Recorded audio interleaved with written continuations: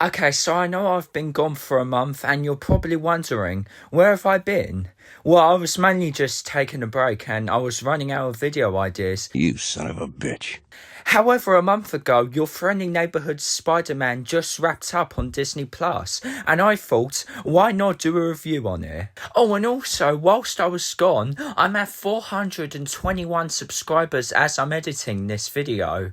That's absolutely amazing. Thank you guys ever so much for that. I really appreciate it. I've also got tickets booked for Liverpool Comic Con, so expect a vlog of me and my dad travelling to Liverpool Comic Con, and also the pattern for my custom symbiote suit has been complete. The pattern was made by Real Heroes Designs, so a big thank you to him. It looks absolutely amazing. I can't wait to get it. We haven't ordered it yet. We are going to get it from Print Costume, so don't worry. But without further ado, let's begin. Okay, so this show's basically one big what if episode. The question it asks is, what if Peter was mentored by Norman Osborn instead of Tony Stark? It's interesting against the backdrop of the MCU as Captain America's Civil War is also happening. Me personally, I think that's a good idea to keep the same sense of familiarity that the MCU has.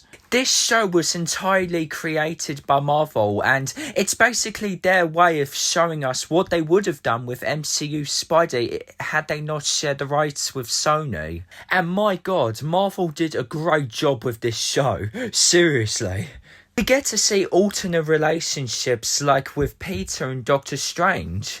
And we get a fun Daredevil cameo.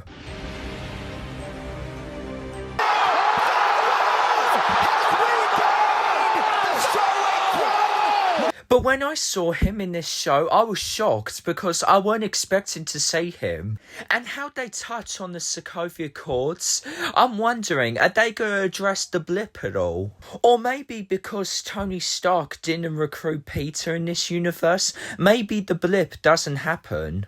But only time will tell. Let's talk about Peter Parker himself. He perfectly embodies everything that Spider-Man should, and even in some ways we've never seen before. I think one of the best scenes in the show is when Peter stops a robbery at a pizza place. He returns the money and apprehends the thief, but it's the way he handles the situation. Spider-Man asks the shop owner not to press charges because it shows how sympathetic and understanding he is. As someone who knows the struggles of growing up poor, he's able to see that she made a mistake. No one was hurt, the money was returned, and she's clearly sorry about what she's done. So Spidey does the right thing and helps them both out. Now that's what I think a hero is. Someone who can see past the black and white nature of the law in order to help everyone. He's being a friendly neighbourhood Spider-Man, looking out for his people and giving them the second chances to make the city a better place. Peter in this universe also looks up to Captain America, and that's why the classic red and blue suit is a thing in this show. Captain America's the most natural role model for Peter to have, and it's one of the best ways they play around in the MCU sandbox. It's little details like that which go a long way into adding depth, and also making these characters feel real. Let's talk about Norman Osborn in this universe, because Colin Domingo does a brilliant job at voice acting him. What's great about this version of Norman is that you genuinely feel like he's trying to do the right thing. He has his ulterior motives and secrets along the way. However, he's only doing these things for the greater good.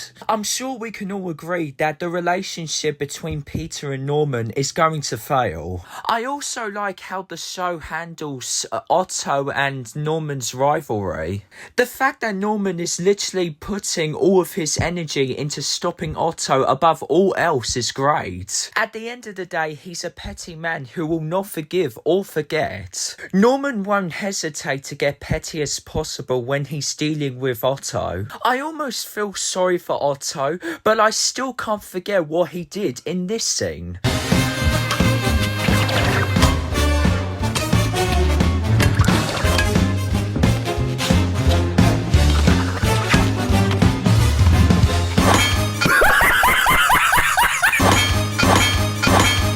One of the best characters in this show is by far Lonnie Lincoln. Lonnie also has a double life. Lonnie would literally do anything to protect his family, even if it means joining a life of crime to protect his brother from it. He sacrifices his perfect future for somebody he cares about, and there's nothing more noble than that. It's also sad to see this new life slowly corrupt him and change his perspective. He was a smart and kind kid who made Peter feel welcomed and important from the first day of school onwards. You've got Big Donovan, the leader of the 110th Street Gang, and he would literally go out of his way to ruin Lonnie's life. And over the course of the season, we see these two friends drift further and further apart. However, Lonnie does stop Spider-Man from killing Scorpion, and he gives a very powerful speech about perception. Lonnie knows what it's like to let people down and disappoint the ones who look up to you. And whilst he's already made that choice and has to live with those consequences, Spider-Man hasn't. Killing someone in broad daylight will forever tarnish his reputation. Spider-Man's meant to be a symbol of hope,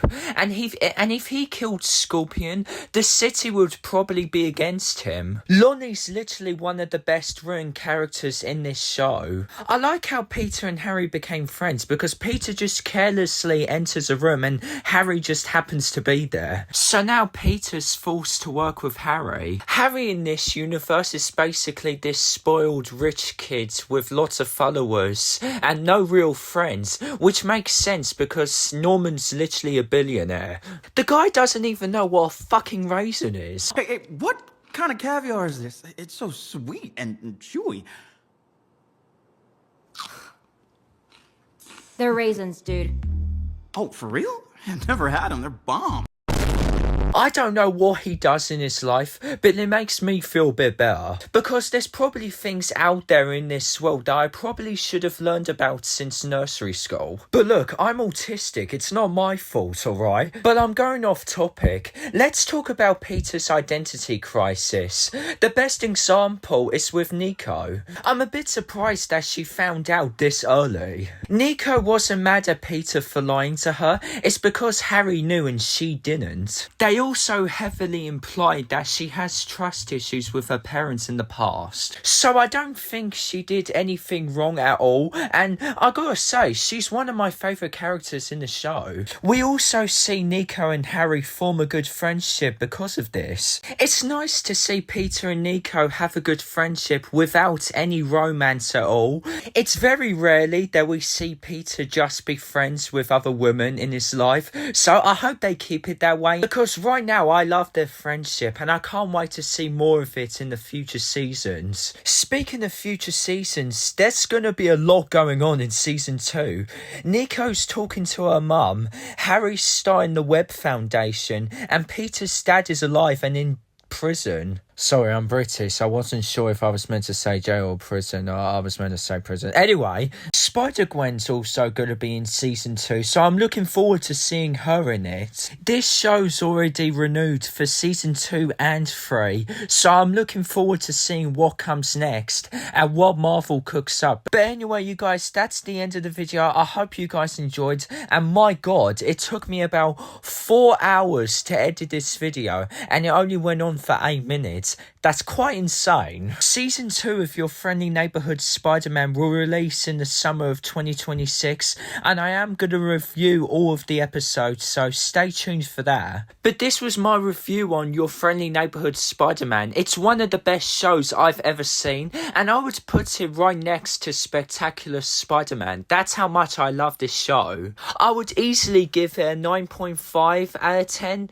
Or an 8.5? No, a 9.5 out of 10 actually. That's my review on it. But anyway, you guys, thank you guys so much for watching, and I'll see you in the next video. Peace out. Yankee with no brim!